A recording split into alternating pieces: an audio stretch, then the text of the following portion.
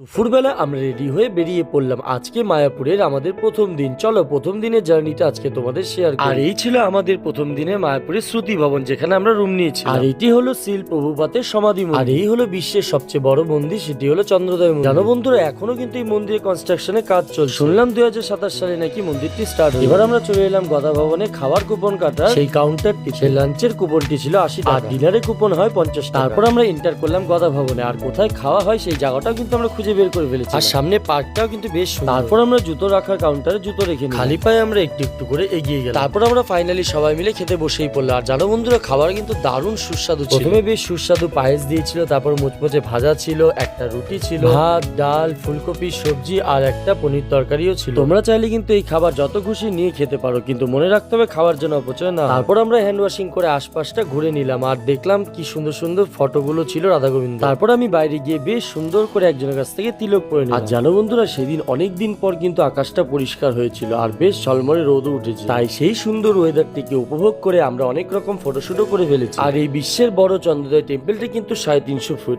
প্রায় 35 তলার মতো, দেখতে কিন্তু ভীষণই সুন্দর। আর শুনলাম এটা নরসিংহ দেবের মন্দির হতে চলেছে। আর এটাই হলো মায়াপুরের মেন গেট। তারপর মায়াপুরে কিছু স্মৃতি নেওয়ার জন্য আমরা বাজার করি। প্রথমেই আমার চোখে পড়েছিল এই একতারাটি, আর আমার এক চান্সে পছন্দ হয়ে গিয়েছে। তারপর একটু দামাদামি করে আমি নিই। তারপর আমরা চলে গেলাম একটা পেয়ারা মাখার দোকানে। আর সেখানে দেখি কি সুন্দর লাল লাল পেয়ারা মাখা বানাচ্ছে। পেয়ারা মাখার মধ্যে সব উপকরণের মধ্যে এখানে আমার ধনেপাতা অ্যাড করাটা বেশি ইউনিক লাগে। সেটার জন্য কিন্তু পেয়ারা মাখার টেস্টটা একটা আলাদাই ছিল। তারপর দেখলাম উনি কামরাঙ্গা মাখাও বানায়, সেই জন্য আমরা ওটা অর্ডার করি। আর এখানেও কিন্তু ধনেপাতা অ্যাড করে দেওয়া হয়। আগে আমরা অনেক গাছ থেকে পেরে কামরাঙ্গা খেতাম, কিন্তু এখন আর গাছগুলো খুব কমই দেখা যায়। আর জানো বন্ধুরা, কামরাঙ্গাটা এত টক ছিল যে আমি পুরোটা খেতেই পারি। তারপর আমরা আবারও বাজারে চলে গেলাম, কয়েকটা রাধা গোবিন্দের ছবি নিলাম পছন্দ। আর সবচেয়ে সুন্দর ছিল এই রাধা গোবিন্দের ফোল্ড করা ছবিটি, আমার তো বেশ পছন্দ। তারপর নিলাম আমরা একটি কাউন্টিং ডিভাইস। এখানে তোমরা যতবার কৃষ্ণ নাম নিবে ততবার কিন্তু কাউন্টও করতে পারবে। আর এই ডিভাইসটি কিন্তু ব্যাটারির সাহায্যে চলে।